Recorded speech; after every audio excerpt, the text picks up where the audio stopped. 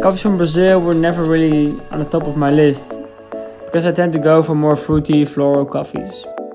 Well, it's safe to say I was proven wrong. First of all, I have changed 100% my perception of Brazilian coffees after the great job we make in the farm.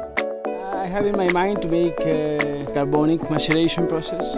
My initial mindset going into the week was that the large scale was going to correlate with a lack of quality control and a lack of sort of consistency and attention to detail and that sort of thing, just simply based on the mindset that producing coffee is hard. Producing coffee at scale must be harder, and therefore quality must be a tough derivative of that equation. But every stage of the farm that I saw, I had my jaw sort of drop, partially because of the magnitude of the scale and the overall just impression of the quality control from step to step. That really surprises me at Daterra is the technology.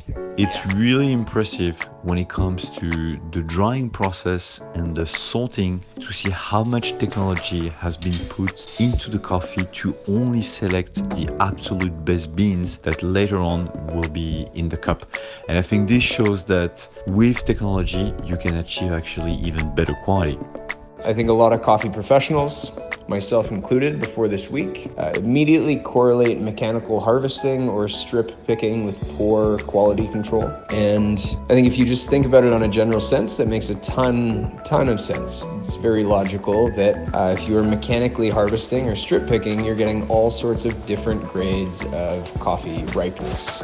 But at Daterra, they have such an immense intuition for the quality control that they're able to separate the cherries into, I believe it was 8 different categories depicting the ripeness of the cherries. So everything from underripe all the way to overripe tree-dried naturals gets sorted out before going through the wet mill and before it begins processing, which is pretty unbelievable. I've never seen anything like that before in my experience as a coffee professional. It was also very interesting to see the level of control they have over every step in the processing and to see how they still try to improve things. We tasted really delicious coffees.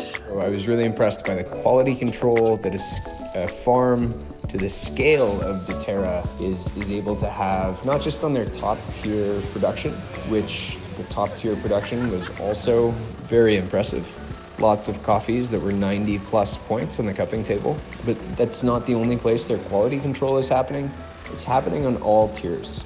At Daterra, it's really that passion that never ends to learn and to improve, always trying to look for anything to improve, rather being a knowledge or process or any kind of thing that can improve the coffee. And it's already very impressive where the quality of Daterra's coffee is. So I'm really excited and looking forward for the next years to see, with all the improvement year by year, how the coffee is going to taste. I am really excited in visiting you again with the other guys. I mean Lex, Mathieu and Cole, these 3 legends that we were in the finals of the Amsterdam.